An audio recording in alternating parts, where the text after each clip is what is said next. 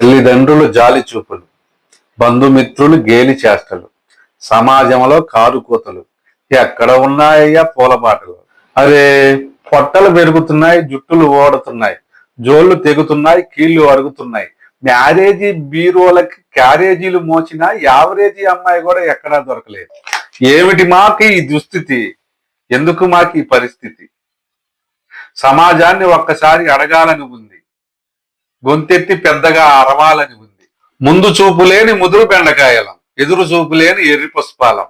కాలం మాపై కత్తి కట్టింది, లోకం మాపై కక్ష కట్టింది. ఏముందన్నా ఈ ఏడవలేక నవ్వుతున్నాం అని ఒక మధ్య తరగతి పెళ్లిగాని కుర్రవాడు చెప్పిన మాటలు ఇవి.